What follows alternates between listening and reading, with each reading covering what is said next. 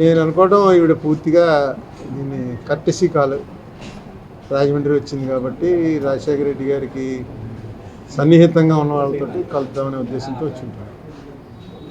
అంతకు మించి పెద్ద రాజకీయాలు ఏం చర్చించలేదు. ఆయన తండ్రి గారు బతుకున్నప్పుడు రోజులు మాట్లాడుతున్నారు. ఊరికే ముసలాన్ని చిన్నపిల్ల కలిస్తే ఎలా ఉంటుంది సార్? 2 రోజుల నుంచి పాలిటిక్స్ చూస్తున్నారు. మా కుటుంబాన్ని విడగొట్టింది కాంగ్రెస్ పార్టీ అని జగన్ గారు అంటున్నారు. ఈవిడేమోనేమో కాదు, ఆయన బీజేపీ మమ్మల్ని ఎలా చేసిందని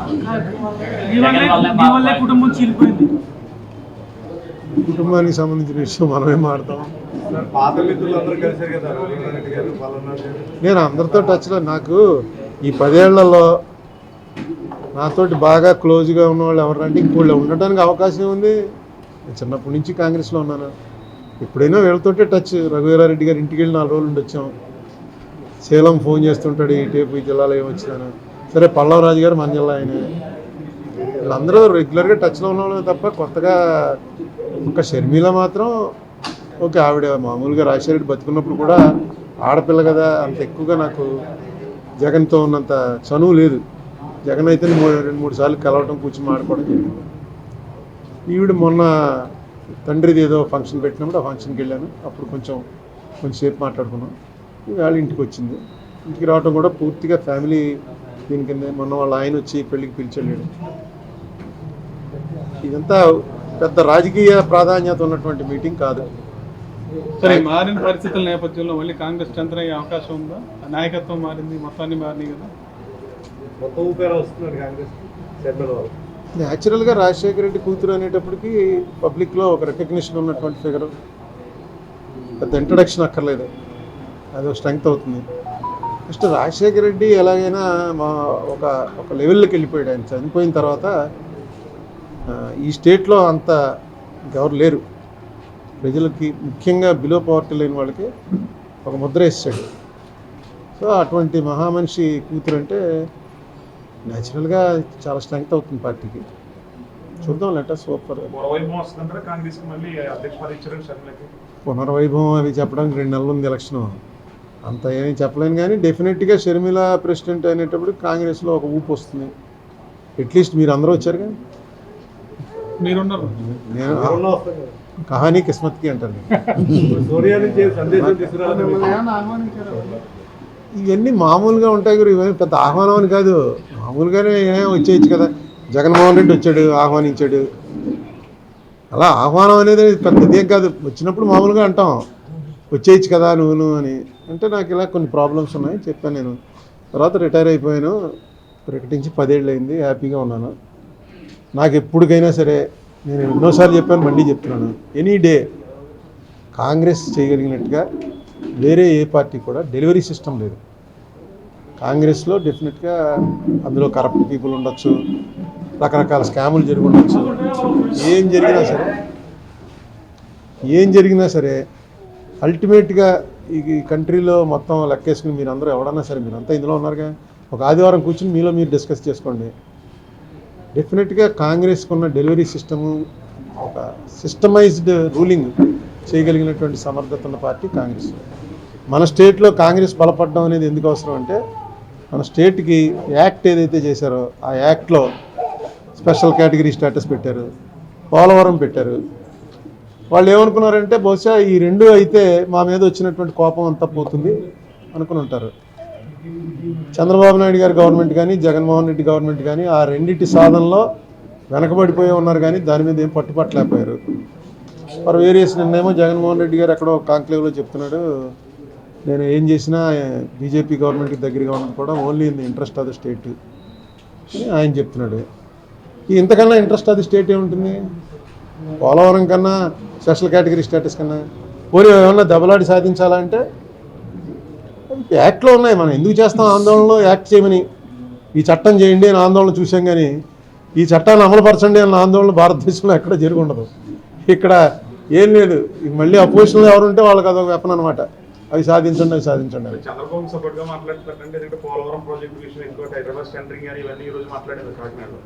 ఎవరు అది ఏ రకంగా చూస్తారు? జగన్ కూడా ఇదంతా కూడా వ్యూహం కలిసి చేస్తున్నారు మా మీద. ఇప్పుడు ఇందులో ఎవరి కథ వాళ్ళది. జగన్మోహన్ రెడ్డికి కొంతమంది ఏమంటారు, జగన్మోహన్ రెడ్డే పెట్టించాడు ఈవిడ్ని, యాంటీ ఎస్టాబ్లిష్మెంట్ ఓటు చీలిపోతే తనకు అడ్వాంటేజ్ అని. షర్మిల ఎంత పెరిగితే అంత మంచిదండి. జగన్మోహన్ రెడ్డే పెట్టించాడు షర్మిలని, అది కూడా మీ పేపర్లో వస్తుంది. ఇంకోటి ఏంటంటే షర్మిలకి ఎన్నోటి వెళ్ళినా జగన్మోహన్ రెడ్డి దగ్గర ఉన్న పాత కాంగ్రెస్ వాళ్ళు ఎవరైతే ముసలి కాంగ్రెస్ నాలాంటి వాళ్ళు ఉన్నారో వాళ్ళంతా జగన్మోహన్ రెడ్డికి మానేసి షర్మిలకి వేస్తారు. దీనివల్ల చంద్రబాబుకి అడ్వాంటేజ్ అని ఇంకో వెర్షన్ ఉంది.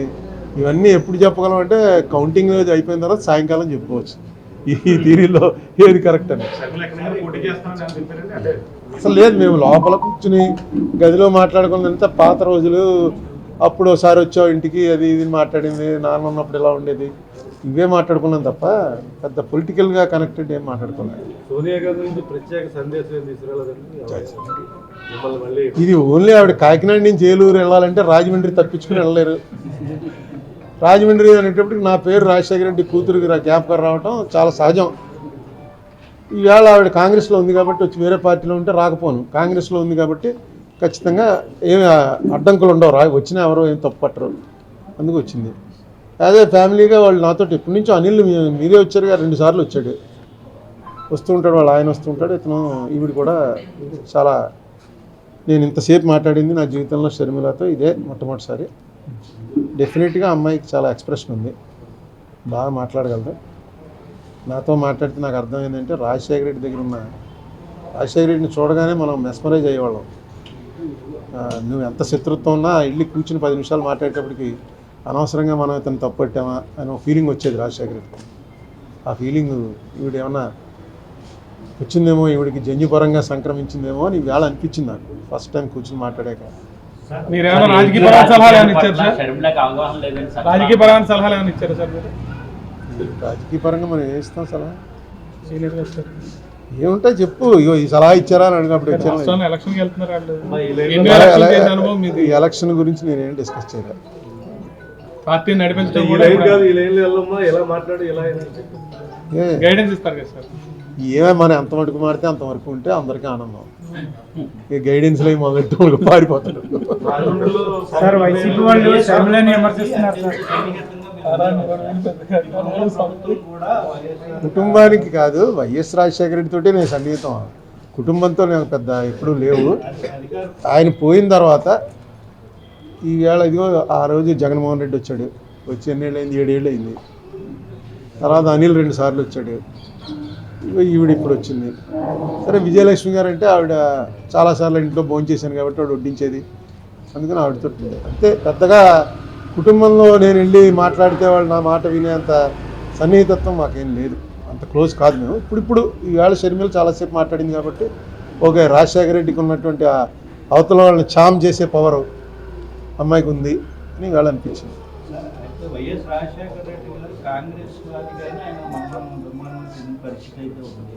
అయితే ఇప్పుడున్న అధికార పార్టీ కూడా వైఎస్ఆర్ విగ్రహాలని అనేక చోట్ల అధికారికంగాను అనధికారికంగాను విగ్రహాలు ఆవిష్కరించారు వైఎస్ రాజశేఖర రెడ్డి. అలాంటిది ఇప్పుడు వైఎస్ రాజశేఖర రెడ్డి గారి కుమార్తె కాంగ్రెస్లోకి వచ్చింది, తండ్రి పార్టీని పట్టింది. అయితే రాజశేఖర రెడ్డి గారి కుమార్తె ఈ విధానంగానే అధికార పార్టీ వాళ్ళు విమర్శించే పరిస్థితి అయితే ఉంటుంది. ఇవన్నీ అన్ని చోట్ల జరుగుతున్నాయండి, విమర్శించకపోతే మంచిది, మా చెల్లెలు పార్టీ పెట్టడం చాలా మంచిదైంది నాకు అని చెప్తాడు. అన్నీ ఇప్పుడు ఫ్యామిలీస్ విడదీసేయటం ఇవన్నీ అన్ని చోట్ల జరిగాయి. సాక్షాత్తు ఇందిరాగాంధీకి వ్యతిరేకంగా కోడలు వెళ్ళిపోయింది, ఏం చేస్తాం. ఇప్పుడు నిన్న మొన్న విజయవాడలో చూస్తున్నాగా, వాళ్ళు తమ్ముడికి ఇస్తే అన్న నీళ్ళు పార్టీ పెట్టి విడదీసినట్టు ఆ కుటుంబం. ఈ రాజకీయాలు వేరు, కుటుంబాలు వేరు. అయితే అవసరమైనప్పుడు రాజకీయంలో అది వాడతారు, దాన్ని పెద్ద మనం పట్టించుకోక్కర్లేదు. మనం అంటే నేను పెద్ద పట్టించుకోను, ఇవన్నీ జరుగుతున్నాయి. అప్పుడు ఆవేళ పురంధరేశ్వరిని తీసుకొచ్చి పెట్టలేదు, రాజశేఖర రెడ్డి గారే పెట్టింది. పురంధరేశ్వరి అంటే ఎవరు? ఎన్టీ రామారావు కూతురే కదా. ఒక కూతురు ఆ పార్టీ, ఒక కూతురి పార్టీ అయినట్టేగా చంద్రబాబు నాయుడుకి వ్యతిరేకంగా వస్తాయి. ఇవన్నీ ఆ టైంకి అనడానికి కరెక్ట్గా ఛార్జ్ చేయడానికి సరిపోతుంది, కానీ పెద్ద వాటి మీద కామెంట్ చేసుకుని మాట్లాడుకుని ఇవన్నీ జరుగుతూనే ఉంటాయి. ఇలా ఇంకా కాసేపు మీరు ఇప్పుడు చెప్పారు, నాకు ఒక అరగంట టైం ఇస్తే ఇలాంటి 100 చెప్తాను. ప్రముఖులు రక్షణ కాంగ్రెస్ తో అదేమన్నా మీ దగ్గర చర్చించాలని పలానా వ్యక్తిని తీసుకుంటే బాగుంటుంది అని ఏమన్నా? ఎందుకంటే అసలు పాలిటిక్స్ చర్చలు జరగలే. ఓకే థ్యాంక్ యూ ఇదిగో నీ బ్లెస్సింగ్ కోసం వచ్చాను అంది, తప్పకుండా ఉంటాయమ్మా నా బ్లెస్సింగ్స్ అందుకున్నాను. రాజశేఖర రెడ్డి కూతురు ఏ టైప్ అన్ని టైప్లోను బ్లెస్సింగ్స్లో టైప్స్ ఉండవు. ఆయురారోగ్య ఐశ్వర్యాభివృద్ధి. Sir thank you sir.